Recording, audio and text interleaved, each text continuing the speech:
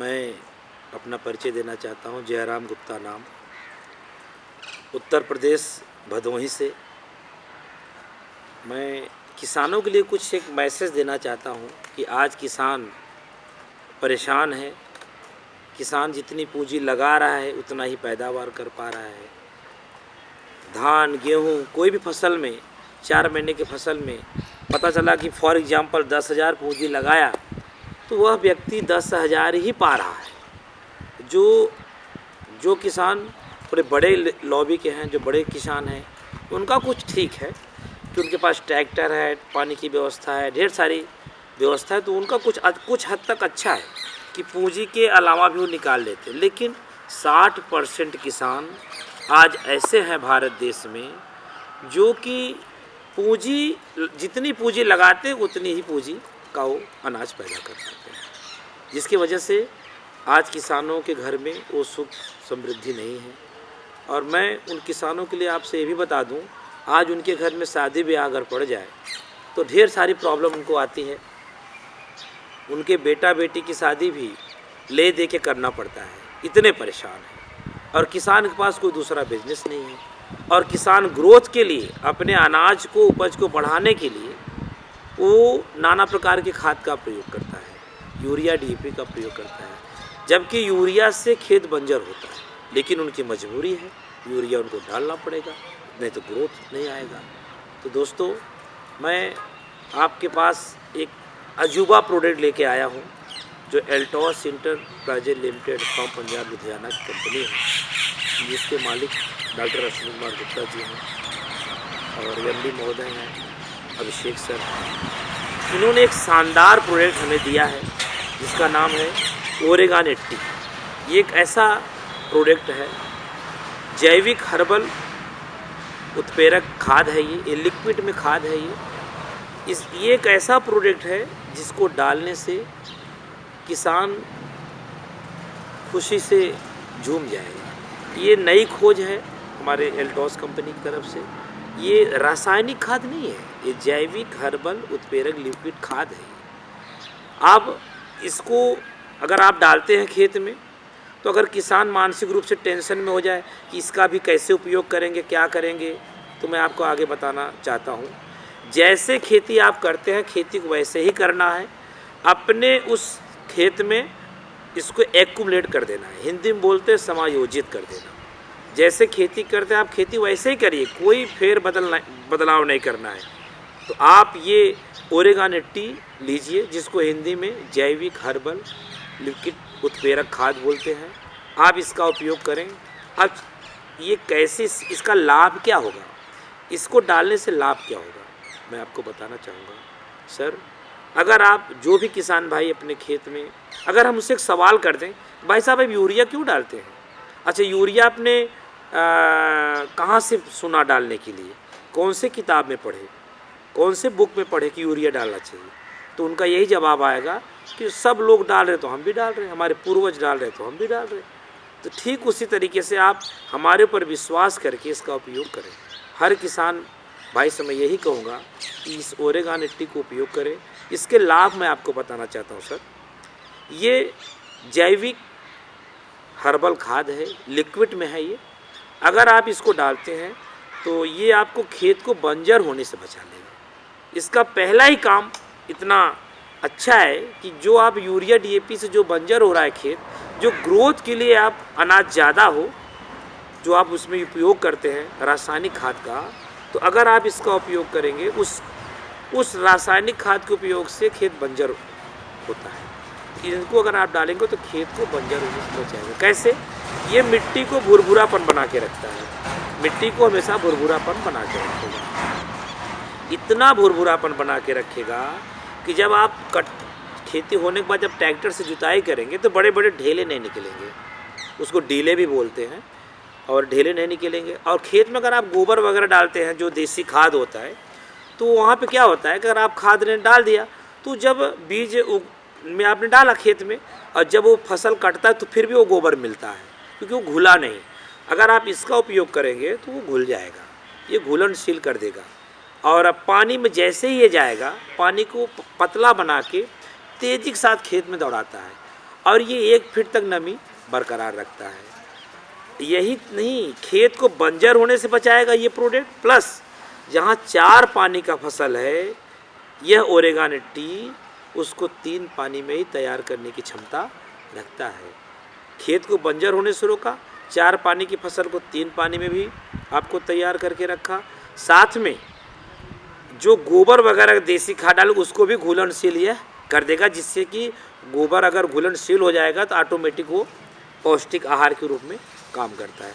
अब आपके मन में एक सवाल होता होगा कौन कौन से फसल में डालना है, तो मैं सभी किसानों से, सभी मित्रों से कहना चाहूँगा कि धरती से उगने वाला हर वो फसल, फल, फूल आदि, अब आगे आप खुद समझदार हैं, समझ सकते हैं। अगर कोई अब सवाल करे कि धान गेहूँ, ऐसा कुछ नहीं, धरती से उगने वाले में हर फसल आ गए, किसी भी फसल में आप इसको डाल सकते हैं और कुछ नया नहीं करना है।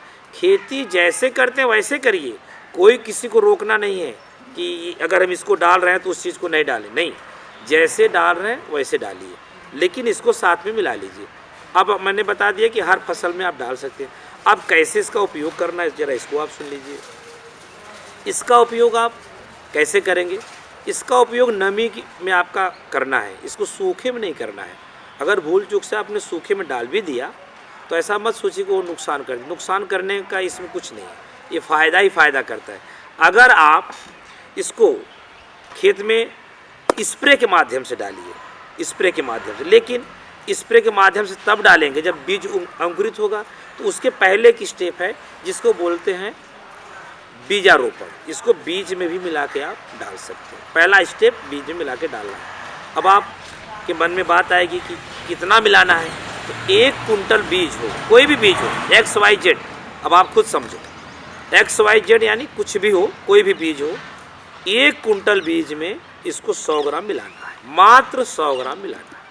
जैसे फॉर एग्जांपल गेहूँ, तो गेहूँ आपने 1 कुंटल लिया तो इसको 100 ग्राम मिला दिया। अब आप 100 ग्राम कैसे मिलाएंगे? 100 ग्राम तो थोड़ा सा ही होता है, तो आप 1 लीटर पानी लीजिए, 2 लीटर पानी ले लीजिए, उसमें मिला के फिर उस गेहूँ में ऐसे उसको हमारी भाषा में बोलते हैं खबर खबर कर देना है, पूरा मिला देना, तो मिक्स हो गया।